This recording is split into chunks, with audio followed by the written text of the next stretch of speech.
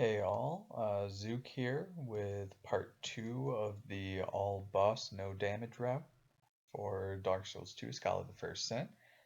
In this one we take on the Pursuer, grab some fragrant branches to use later, and just kind of overall get some levels set up for the run. So we're going to send Melentia back to Majula here, talk to her 4 times, and we make sure that her 4th dialogue finishes all the way, because otherwise she might not come back. You also could at this point buy a fragrant branch from her and grab the silver serpent ring. We're going to do that when we're back at Majula. Um, just a little bit inefficient on my part, but I mean, what, it wastes like 10 seconds. So when we go back to Majula, we'll level up our ADP to 10. This will give us 88 agility, which you can see the agility stat second from the right column. The 88 agility means almost double the iframes. Look at the chart here to see it brings you from about 5 iframes to 9, or a sixth of a second to almost 1/3 of a second.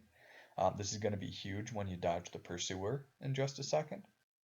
So then we head over to Melentia, grab the Fragrant Branch, which gives us enough souls spent with her that we can talk to her and get the Silver Serpent Ring.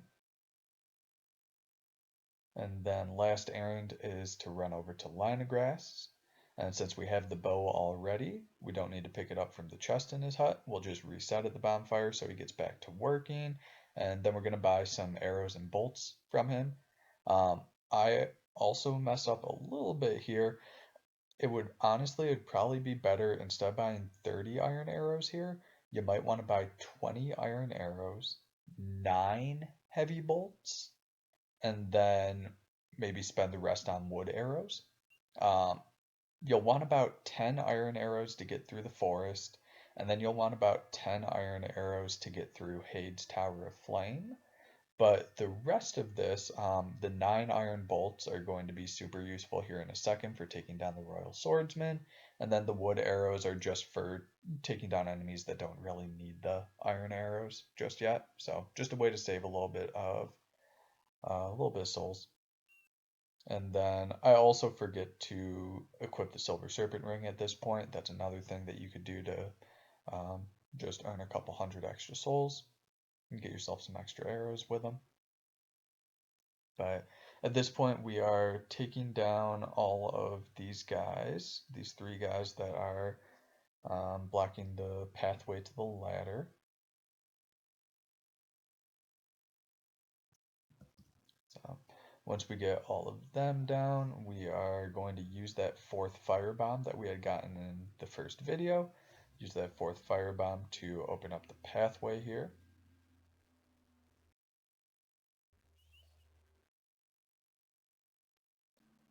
And then we're going to equip the crossbow and take down these swordsmen. Again, these swordsmen, they'll take like 8 arrow shots, even with iron arrows, so you don't use the bow. They'll take like 5 swings of the axe, so you don't use the axe. Safest way to do it is use your crossbow, which is the main reason why we had to delay doing the Pursuer, is because we needed the crossbow and we needed those iron bolts. The other reason why we delayed the Pursuer is just the fact that we only had 5 iframes, so being able to have double the double the amount of iframes just makes it a lot more safe. Plus you have the Silver Serpent Ring at this point. So then, yep, we're just taking down all these Royal Swordsmen. Nothing too special here. Play peekaboo with this archer.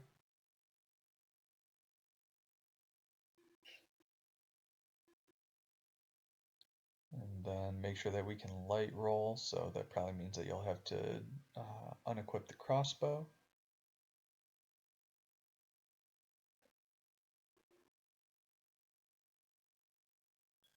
And that is the Pursuer.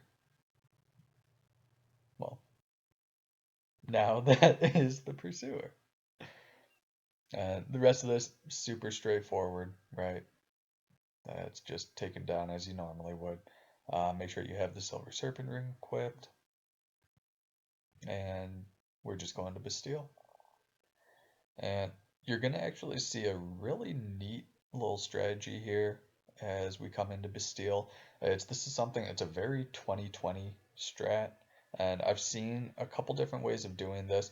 The way that I'm going to do it is a lot safer than what some other people are doing at this point.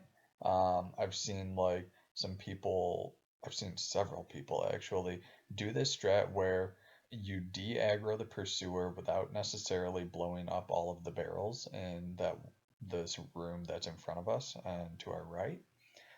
You don't need to go into the room to de-aggro the pursuer. You can, so after picking up this large shard, you can drop down, go to the chest, and then instead of running back towards the door, because a lot of people try to run back to the door where the dogs are, but the only problem is the dogs can aggro through the door. Instead of running back to the door, just run off the cobblestones to this little piece of rubble that we just ran into. Basically, as long as you're off the cobblestone, so whether that is next to the door where the dogs might see you, or if you're on that piece of rubble, off the cobblestones means the pursuer can't get you. So then we just bone out. Again, with going on the rubble, you don't have anything to worry about. You can't get hit, as far as I can tell. And yeah, go on back to Majula. We aren't going to come back to Bastille until we're ready to do the Ruined Sentinels.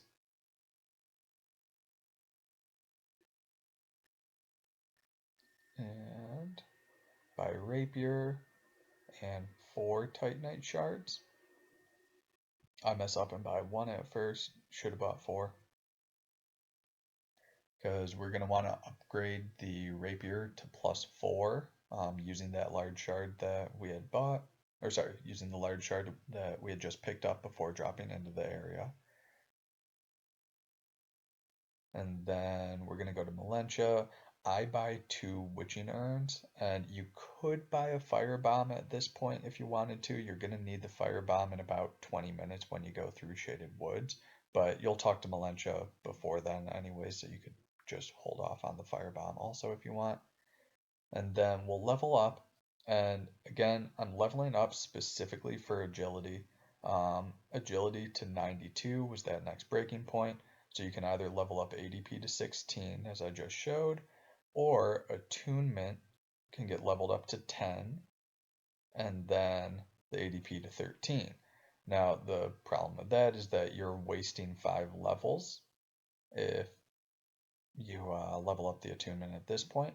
Attunement we're eventually going to want at 10, but for now it's not super important, so I just do ADP to 16 for the iframes, and then dump the rest into dexterity, so the Dragon Slayer and Dragon Rider, Dragon Slayer, sorry, is a little bit easier. So with that, we'll finish up the video before going to Hade's Tower of Flame and taking on Dragon Slayer and Rider. I'll catch you in the next one.